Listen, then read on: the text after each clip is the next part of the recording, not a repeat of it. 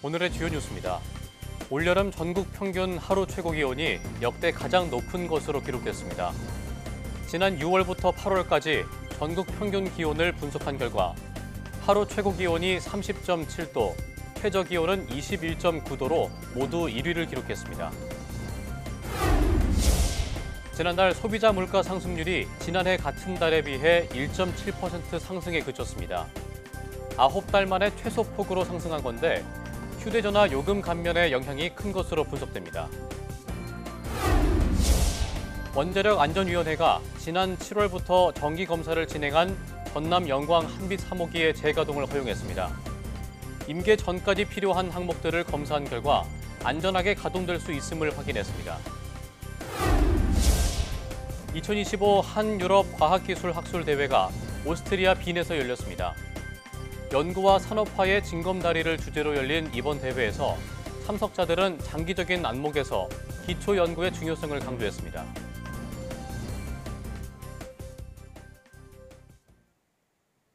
여러분 안녕하십니까? 사이언스 투데이 시작합니다. 강한 폭염이 이어졌던 올 여름이 기상 관측 이래 가장 더웠던 것으로 분석됐습니다. 기상청은 올 여름 전국 평균 기온이 25.7도로 기상 관측을 시작한 1973년 이후 가장 높았다고 밝혔습니다.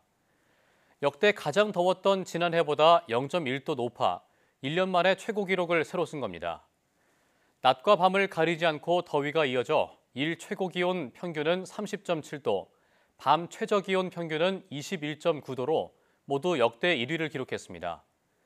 다만 폭염 일수는 28.1일로 역대 3위, 열대야 일수는 15.5일로 4위에 그쳤는데 여름 내내 폭염과 호우가 번갈아 나타나 기록 경신에는 이르지 못한 것으로 보입니다. 올해 가을에는 라니냐가 발생할 가능성이 커지고 있습니다. 세계기상기구 WMO는 엘니뇨 라니냐 전망 발표에서 적도 태평양의 해수면 온도가 점차 낮아져 올가을에는 라니냐가 나타날 가능성이 크다고 밝혔습니다.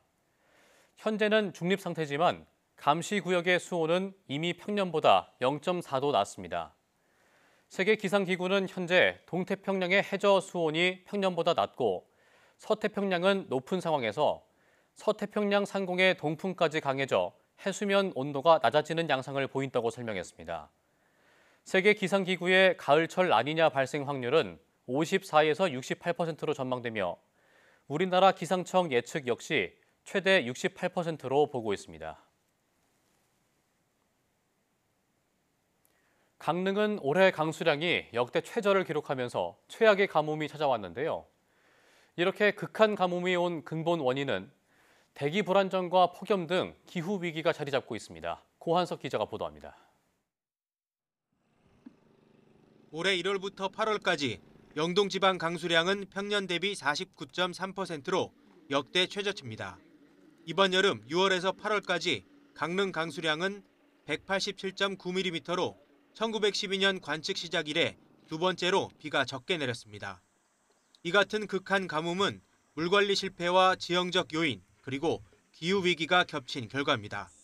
한반도는 위도상 편서풍의 영향으로 주로 서풍이 부는데 서쪽에서 오는 비구름이 태백산맥을 넘으면서 없어지는 횡현상으로 영동 지방에는 가뭄이 자주 발생합니다.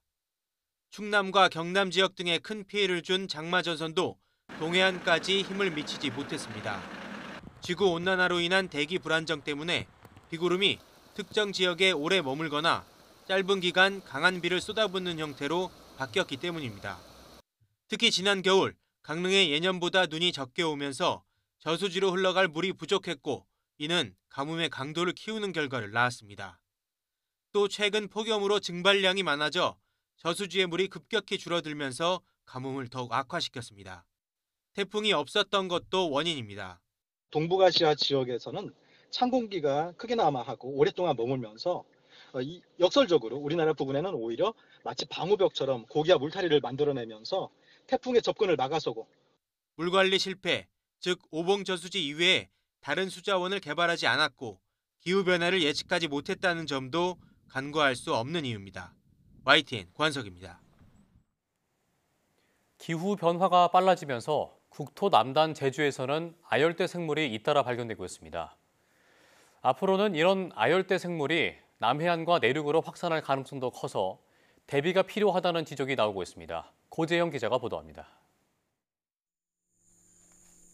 수많은 식물이 살아가는 제주 곶자왈. 이곳에 아열대 식물 빌레나무가 자라고 있습니다. 지난 2003년 처음 발견된 뒤 20년 넘게 제주의 털을 잡았습니다. 추위에 약한 빌레나무가 제주에서 오랫동안 자생할 수 있는 이유는 기후변화에 따른 기온 상승으로 생육 조건이 갖춰졌기 때문입니다. 제주에서는 지난 2011년 이후 10여 종의 신종과 60여 종의 미기록 식물이 확인됐습니다. 그 중에는 자원화가 가능한 종도 있지만 토종 식물에 위해가 되는 종들도 있습니다. 기후변화를 가장 극심하게 겪을 수 있는 곳임과 동시에 열대, 아열대 지역에서 유입될 수 있는 식물들이 내륙으로 가는 길목에 있으면서 그러한 식물들이 정착할 수 있는 지역이라고. 아열대성 곤충 발견도 매년 늘고 있습니다. 지난해 한반도 남부에서 발견된 미기록종 후보 38종 중 21종이 제주에서 처음 확인됐습니다. 노랑알락 하늘소의 경우 지난 2019년 제주에서 처음 발견된 이후 완전히 정착했는데 팽나무에 피해를 주고 있습니다. 남해안도 서식에 적합한 곳으로 꼽혀 확산하면 큰 피해가 예상됩니다. 남부 지역에 충분히 정착할 수 있다는 그런 연구 결과를 도출을 했고요. 위험성 평가에서 노랑알락 하늘소는 굉장히 좀 이렇게 위험성이 높은 걸로 나왔기 때문에 많은 피해를 줄 것으로 예상을 하고 있습니다. 기후변화로 인한 아열대 생물 유입은 앞으로도 이어질 전망입니다. 전문가들은 외래 생물에 대한 지속적인 관찰은 물론 아열대 현지에서 병해충 생태를 연구해 효과적인 대응 방안을 마련해야 한다고 강조합니다. YTN 고재영입니다. 국내 인공지능 정책을 총괄 조정할 국가인공지능전략위원회가 곧 출범할 예정입니다. 과학기술정보통신부는 국가인공지능전략위원회 설치 운영에 관한 규정이 국무회의에서 의결돼 인공지능전략위원회 구성이 본격 추진된다고 밝혔습니다. 위원회는 앞으로 범부처 AI 전략과 정책, 사업을 총괄 조율하며 AI 관련 국가 비전, 중장기 전략 수립, AI 관련 정책, 사업의 부처 간 조정 등의 역할을 이행합니다. 국가인공지능전략위원회는 대통령이 위원장으로 기획재정부, 교육부, 과학기술정보통신부 등 정보위원 13명을 포함해 총 50명의 위원으로 구성하며 간사는 대통령실 AI 미래기획 수석비서관이 맡습니다. 원자력안전위원회는 지난 7월부터 정기검사를 진행한 전남 영광 한빛 3호기의 재가동을 허용했습니다. 원안위는 임계 전까지 필요한 86개 항목을 검사한 결과 원자로가 안전하게 가동될 수 있음을 확인했다고 밝혔습니다. 또 변압기 교체와 경납 건물 누설률 시험, 안전펌프 시험 등이 모두 적합 판정을 받았다고 설명했습니다. 앞으로 출력 상승 시험 등 11개 항목을 추가 점검해 최종 안전성을 확인할 계획입니다.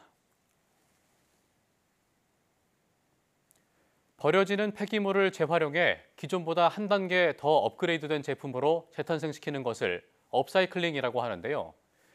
경기도가 학교 급식 과정에서 버려지는 농업 부산물을 생분해 플라스틱으로 업사이클링하는 작업에 착수했습니다. 최명신 기자가 보도합니다. 경기도 농수산진흥원이 학교에 급식을 공급하기 위해서 운영 중인 농산물 보관창고입니다. 초등학교 점심 메뉴로 나갈 양상추를 사전 손질하는 작업이 한창입니다. 양상추는 운반 과정에서 쉽게 무르는 특성 탓에 겉잎을 일일이 제거해야만 합니다. 부산물이 절반 가까이 나오다 보니 대형 자루가 금세 수북해집니다. 이렇게 지난해 경기도 내 학교 급식 전처리 과정에서 발생한 부산물은 2,000톤에 육박합니다. 모두 쓰레기로 분류돼 처리 비용도 만만치 않습니다.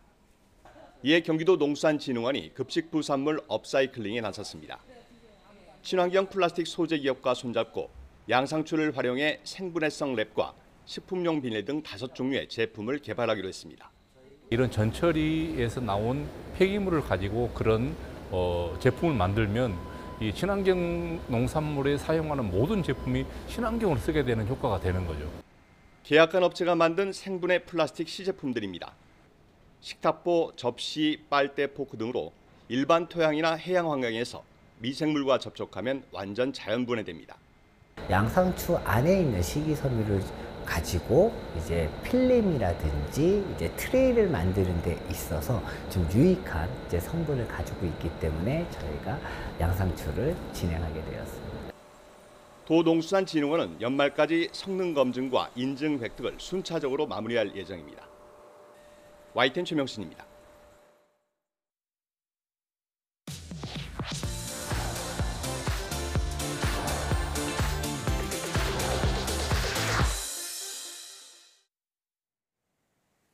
한유럽 과학기술 학술대회 EKC 2025가 지난 25일부터 28일까지 오스트리아 빈에서 열렸습니다.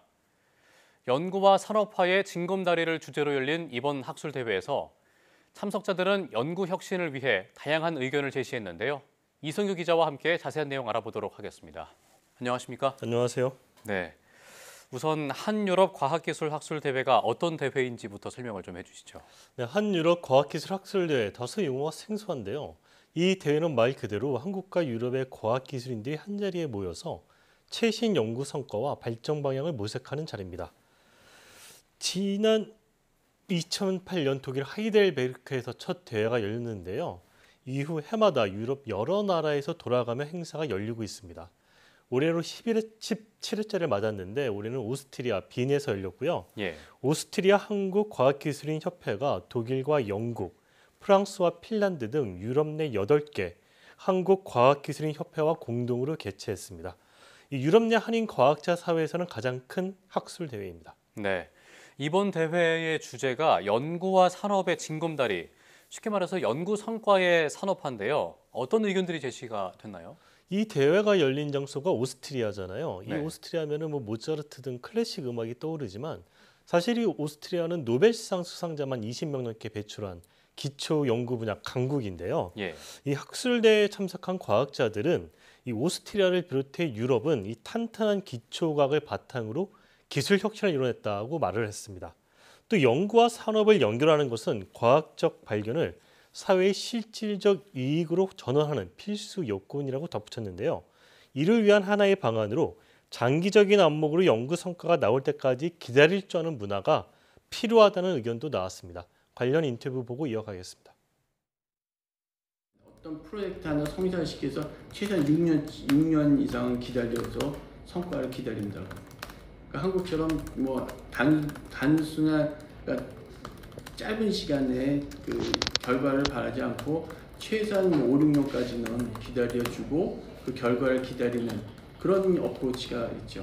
과학기술의 어떤 뭐 스트라테지나 이런 거는 사실 100년이나 뭐 요즘 같은 100년이 너무 길지만 하여튼 몇 년 앞을 내다보고 해야 되는 상황인데 한국은 뭐 정권이 바뀔 때마다 뭐 이런 바뀌니까 그런 연속성이 없지 않나. 이 오스트리아의 경우에는 연구 성과가 나오기까지 최소 6년을 기다려준다 이런 설명이었는데요.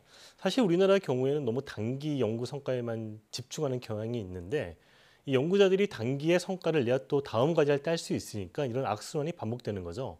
이 오스트리아의 인내하는 연구 문화는 우리가 배울 점이 많다 뭐 이런 지적입니다. 예. 연구 성과를 기다릴 줄 아는 기다림의 문화가 필요하다 이런 말씀을 해주셨고요. 또 어떤 의견이 제시됐죠? 이 대회가 이제 유럽에서 열리는 학술대회잖아요. 이 유럽은 잘 알려졌다시피 그 기초과학의 역사가 200년이 넘잖아요.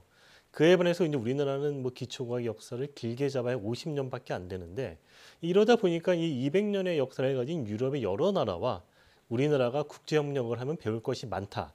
이런 의견이 제시됐거든요. 예. 이 기조 강연자로 나선 이성래 한국연구재단 사무총장은 우리나라가 과거 추격형에서 앞으로 이 선도형으로 가는 길목에서는 그 기반이 되는 것이 국제협력이라고 강조했습니다.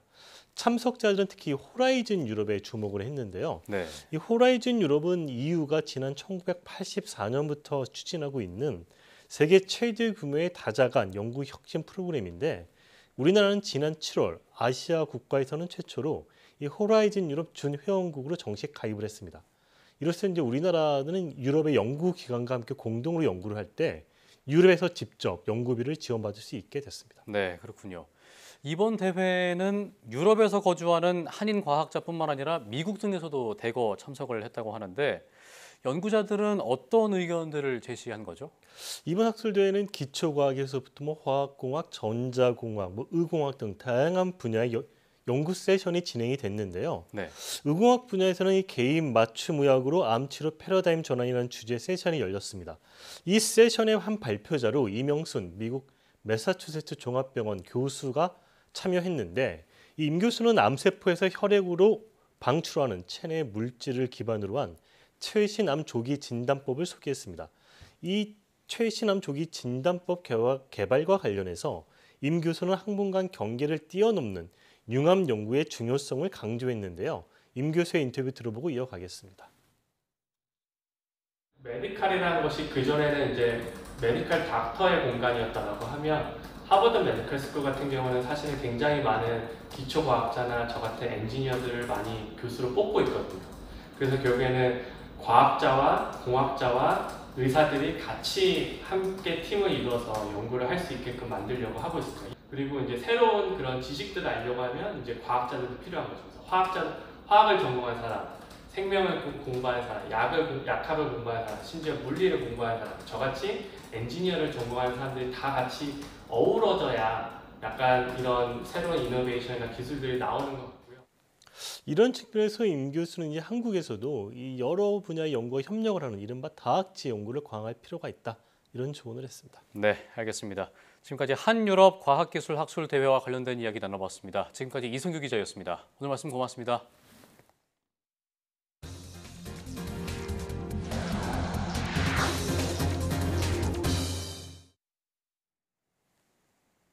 요즘 시장에 가면 정말 먹거리 물가가 끝도 없이 오르는구나 하는 생각이 드실 텐데요.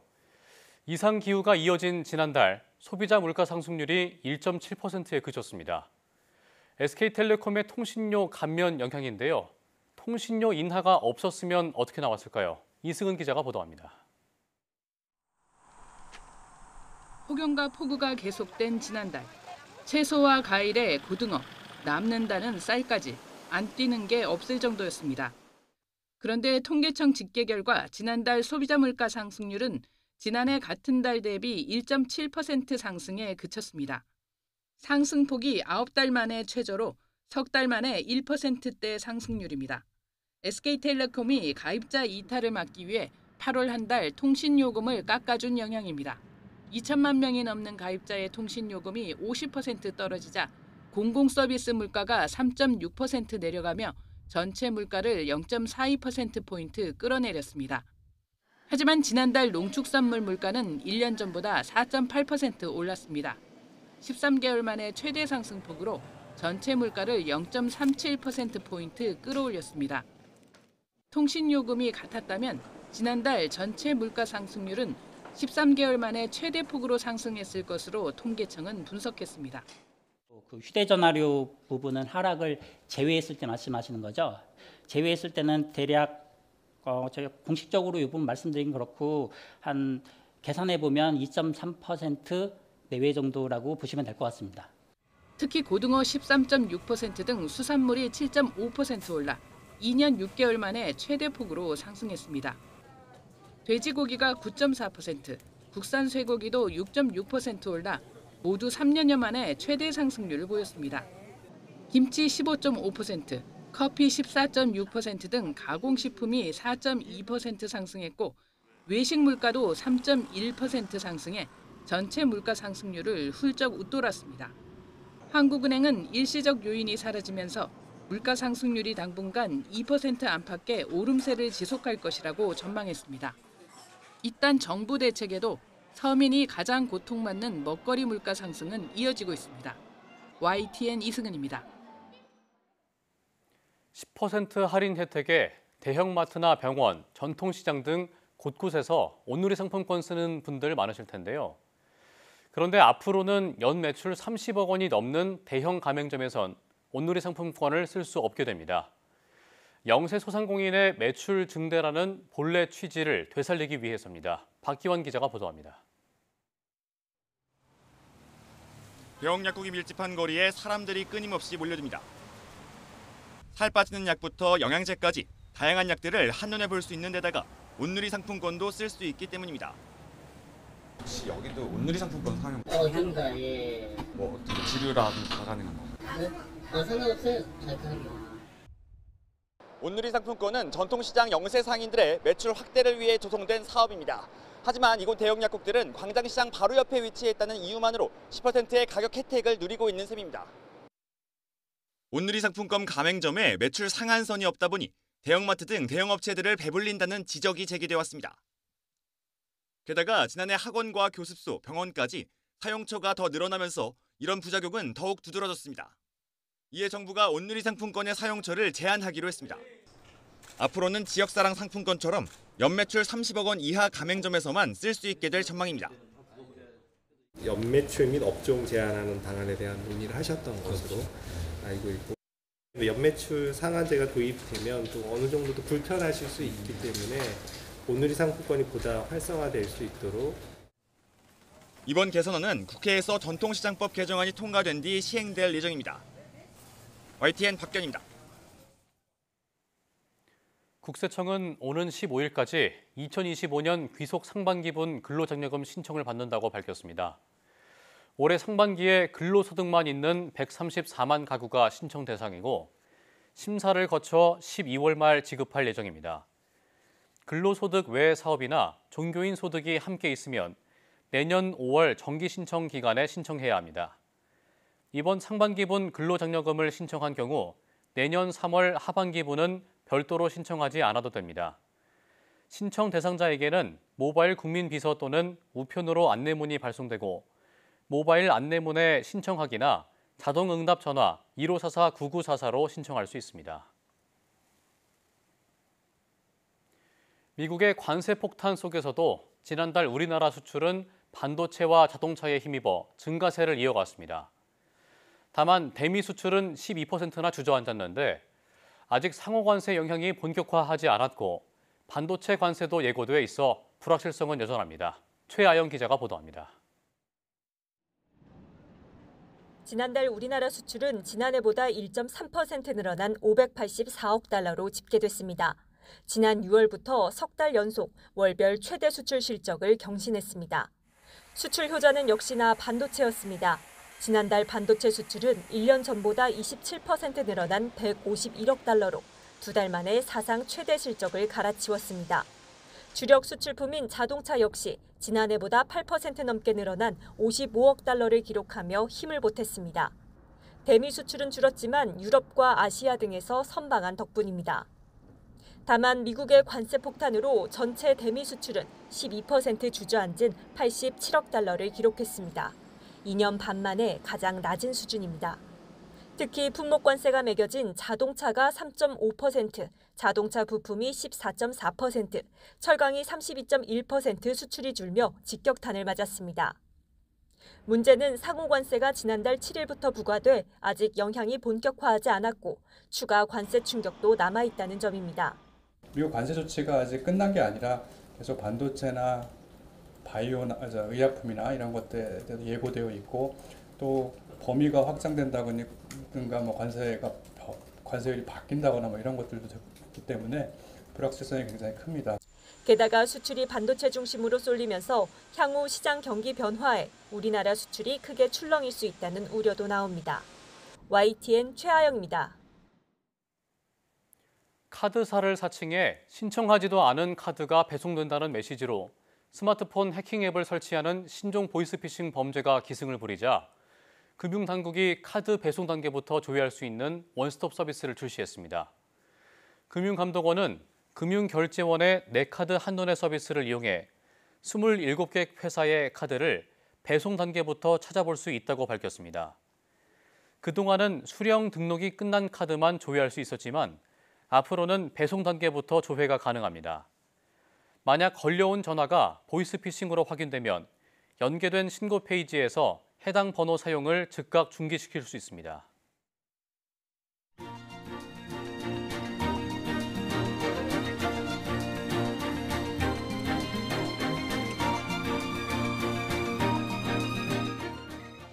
이상으로 사이언스 투데이 마칩니다. 함께해 주신 여러분 고맙습니다.